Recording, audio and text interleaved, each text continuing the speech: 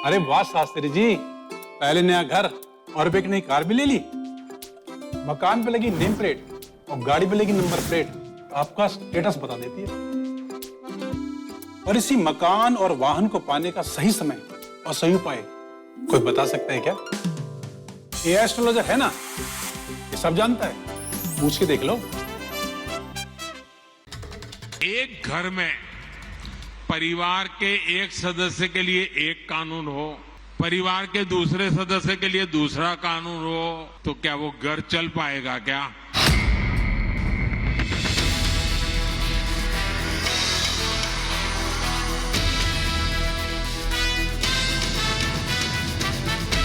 Civil code पर PM Modi का ये बयान उनका संकल्प है, जो बताता है कि बीजेपी के लिए एक देश एक कानून सिर्फ वादा नहीं बल्कि पक्का इरादा है, जिस पर आज एक बड़ी पहल हुई। उत्तराखंड में नागरिक संहिता पर ड्राफ्ट तैयार हो गया है, जिसे एक्सपर्ट कमेटी ने सीएम धामी को सौंप दिया और सरकार इसे जल्द लागू करने की तैयारी में। हमने जो वायदा किया था कि हम इस काम को पूरा करेंगे, तो आज वो काम हमारा लगभग ड्राफ्ट मिलने से आगे बढ़ गया है। विशेष सत्र आ रहा है, इस सत्र में इसको रखेंगे और जो कानून बनना है, एक्ट बनना है, विधेयक बनना है, उस दिशा में हम आगे बढ़ेंगे। जस्टिस रंजना देसाई की अध्यक्षता में 5 एक्सपर्ट्स की कमेटी ने उत्तराखंड के सामाजिक संगठनों, बुद्धिजीवियों और सभी धर्म के लोगों से बातचीत की। कमेटी को तकरीबन 2.5 लाख से ज्यादा सुझाव ऑनलाइन और ऑफलाइन मिले, यानी कई महीनों तक चर्चा, मंथन और रिसर्च के बाद यूसीसी का ड्राफ्ट तैयार हुआ, जिसे 5 फरवरी से शुरू होने वाले विधानसभा के विशेष सत्र में 6 फरवरी को रखा जाएगा। कल ही ये प्रस्ताव कैबिनेट में आएगा, मगर उससे पहले ही सियासत गरमाने लगी। अभी तो ड्राफ्ट किसी के सामने आया ही नहीं है, तो ये कैसे कहा जा सकता है कि उसमें क्या हो रहा है? ड्राफ्ट मुझे मिला है और अभी उस ड्राफ्ट का अध्ययन होगा, उसके बाद उसको लागू करेंगे। ये कैसा यूनिफॉर्म सिविल कोड है जो ये राज्य वाइज बन रहा है? असल में ये कानून यदि इनको बनाना है तो दिल्ली बनाए, केंद्र सरकार बनाए। उत्तराखंड यूसीसी लागू करने वाला मॉडल स्टेट बनेगा और इसी को आगे कर मोदी सरकार देश भर से समान कानून लागू करने के अपने प्रण को पूरा करने के पथ पर आगे बढ़ेगी, क्योंकि मोदी जो कहते हैं वो हमेशा पूरा करते हैं, जिसका सबसे बड़ा उदाहरण है श्री राम मंदिर, आर्टिकल 370, ट्रिपल तलाक का खात्मा, महिला आरक्षण कानून और नागरिकता कानून। सीएए पर भी विरोध की सियासत हो रही है, तो अब यूसीसी पर भी मोदी विरोधी वोट बैंक बचाने के लिए आवाज उठा रहे हैं, मगर मोदी का मैसेज साफ है, एक देश एक कानून। एक घर में परिवार के एक सदस्य के लिए एक कानून हो, परिवार के दूसरे सदस्य के लिए दूसरा कानून हो, तो क्या वो घर चल पाएगा क्या? कभी भी चल पाएगा क्या? फिर ऐसी दोहरी व्यवस्था से देश कैसे चल पाएगा? आजकल हम देख रहे हैं कि यूनिफॉर्म सिविल कोड के नाम पर ऐसे लोगों को भड़काने का काम हो रहा है। मोदी पूरे देश को एक ही कानून में पिरोना चाहते हैं, लेकिन इसका खुलकर विरोध भी हो रहा है। अगर शरीयत के उसूलों का लिहाज पास किया गया है तो मुसलमान इस कानून को मानेगा, और अगर शरीयत के ज़ाब्तों का लिहाज पास नहीं किया गया है और उसमें शरीयत का हनन किया गया है, तो फिर मुसलमान मजबूर नहीं है कि यूसीसी के कानून को माने। भाजपा जो काम करती है सबको लेके काम करती है, इसलिए देश के लोगों को चाहिए कि बैठ के और समर्थन के साथ, कुछ असलों के साथ प्यार मोहब्बत से ऐसे मामलों को हल करें। और मुसलमानों से मैं अपील करूंगा कि फालतू का विरोध ना करें। क्या वोट बैंक के लिए देश की महिलाओं के हक को विपक्ष ताक पर रख रहा है, या फिर यूसीसी की राह में सबसे बड़ा रोड़ा है मोदी विरोधियों को 24 में दिखती करारी हार? इसी पर आज की महाभारत।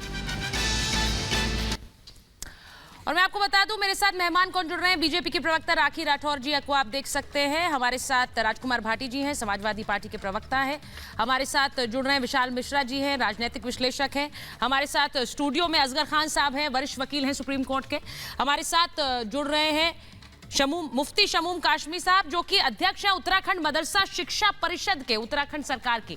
और मैं ये बताना चाहती हूँ कि थोड़ी देर में वारिस पठान साहब AIMIM के प्रवक्ता हमारे साथ जुड़ रहे हैं, और अश्विनी उपाध्याय जी सुप्रीम कोर्ट के वरिष्ठ वकील है। लेकिन मैं शुरुआत जरा पहले स्टूडियो से कर लेती हूँ, क्योंकि बहुत सारे मेहमान हैं। मैं एक बार राखी जी पहले आपसे पूछ रही हूँ, ये जो ये आप ही ने आदत डाली है कि प्रधानमंत्री जो एक प्रतिबद्धता या संकल्प दिखाते हैं उसे पूरा करते हैं। अब जो वहां पर उत्तराखंड में एक ड्राफ्ट तैयार हुआ है और वो उत्तराखंड के लिए है, ये बार बार धामी जी स्पष्ट कर रहे हैं, लेकिन क्या इसे एक मॉडल के रूप में देखा जा सकता है पूरे देश के लिए? देखिए, यूसीसी जो यूनिफॉर्म सिविल कोड है, ये लगातार भारतीय जनता पार्टी की घोषणा पत्र का एक प्रमुख बिंदु रहा है। जिस तरह से मोदी जी ने भी कहा कि एक देश के अंदर एक कानून होना चाहिए, हर एक जने को वही अधिकार होने चाहिए जो दूसरे जने को हैं। तो इसके लिए लगातार भारतीय जनता पार्टी प्रतिबद्ध है और मुझे खुशी है कि उत्तराखंड ने इसमें पहल करके आज जो ड्राफ्ट की जो रिपोर्ट है वो सौंपी है मुख्यमंत्री जी को, और आप जल्द देखिएगा कि ये भी इंप्लीमेंट होगा। जहां तक विरोधियों की बात होती है सुचरिता, आप देखिए धारा 370 जब हटने की बात थी तब भी इसी तरह के विरोध के स्वर थे। राम मंदिर निर्माण के बाद में जब प्राण प्रतिष्ठा का कार्यक्रम हुआ तो भी विरोधियों की ये बात थी कि दंगे हो जाएंगे, ऐसा हो जाएगा। 3 तलाक के बाद भी इसी तरह के स्वर थे, लेकिन मोदी जी हैं तो मुमकिन है। जब उन्होंने ठान लिया है कि जो संविधान के आर्टिकल 44 की भावना है कि एक देश में रहने वाले लोगों की जो एक ही अधिकार, एक ही उनको स्वतंत्रता मिलनी चाहिए, और वही काम तभी संभव है जब एक दृढ़ निश्चय के साथ में एक मजबूत सरकार सेंटर में काम कर रही है। और कई ऐसे उदाहरण है जबकि मोदी जी ने एक दृढ़ निश्चयता के साथ में हर काम को करने का काम किया, और आप देख लीजिएगा कि जनता के विश्वास के साथ में इस टारगेट को भी इंप्लीमेंट किया जाएगा, क्योंकि उन्होंने एक सही रास्ते पर देश को ले जाने के लिए, उनको विकसित राष्ट्र बनाने के लिए जो काम किया है, जिससे कि इंटरनल जो लोगों के बीच में प्रेम भी रहे, भाव भी रहे, और वही चीज भेदभाव का भाव कहीं पर भी नहीं हो, इस चीज को सुनिश्चित करने के लिए ये एक लाया गया कदम है, जिसका मैं बहुत स्वागत करती हूं। और मुझे उम्मीद है कि सभी राज्यों के अंदर, इनफैक्ट उत्तराखंड के बाद में गुजरात में भी इस बात की शुरुआत हो चुकी है, वहां भी कमेटी बन गई है, वो भी जल्दी रिपोर्ट पेश करेगी। ग्रेजुअली पूरे देश के अंदर है, यानी कि मंशा बिल्कुल साफ है। मैं बार बार कह रही हूँ, एजेंडा जो है क्या 24 का लॉक हो गया है? वारिस पठान साहब आ गए, एमआईएम के प्रवक्ता हैं। वारिस साहब ये बताइए, समानता का कानून है यूसीसी, यूनिफॉर्म, उसके नाम में ही यूनिफॉर्मिटी है, लेकिन आपके नेता को ये हेट पॉलिटिक्स लगती है, क्यों? देखिए, बीजेपी सरकार जब से सत्ता में आई है सुचरिता जी, तब से क्या किया है काम उन लोगों ने? एक ही बहुत बड़ा काम किया है, नफरत फैलाने का, और भी एक तरफ के लोगों के खिलाफ, मुसलमानों के खिलाफ। तो जैसा एक जंग सी छेड़ दी उन्होंने। इनको हमारे खाने पीने से इनको एतराज़ है, इनको हमारे पहनने ओढ़ने से इनको एतराज़ है, और ये बात करते सबका साथ, सबका विकास, सबके विश्वास की बात की जा रही है। अब देश का माहौल ख़राब करने की पूरी तरह से कोशिश इनके लोग करते जा रहे हैं। मोदी जी बोलते हैं मैं दिल से माफ़ नहीं करूँगा, मगर नीचे ज़मीन पर अगर आप देखिए तो नफरत फैल रही है। पार्लियामेंट के अंदर खड़े रह के इनका मेंबर ऑफ पार्लियामेंट भदौरी ने क्या कहा था? पूरे मुसलमान कम्युनिटी को गाली दिया था, तो उसके खिलाफ कोई एक्शन नहीं लिया, उसको बल्कि प्रमोशन दे दिया गया। तो ये तो बीजेपी की कथनी और करनी में तो जमीन आसमान का फर्क है ना। अब हम चाहते हैं कि मोदी जी, देखिए आपका टॉपिक है यूसीसी है, आपका टॉपिक है ज्ञान वापी है, सब चीज पे, सब पे 1 बाय 1 मैं बोलने जाऊंगा सुचरिता जी, टाइम बहुत है अपने पास। अब आप देखिए प्लेसेस ऑफ वर्शिप एक 1991 बनाया था पार्लियामेंट के अंदर ही ना, चर्चा हुई, उसके बाद कायदा कानून लागू हुआ कि जो भी स्ट्रक्चर पब्लिक रिलीजियस मॉन्यूमेंट 15 अगस्त 1947 तक है उसका आप नेचर कैरेक्टर चेंज नहीं कर सकते।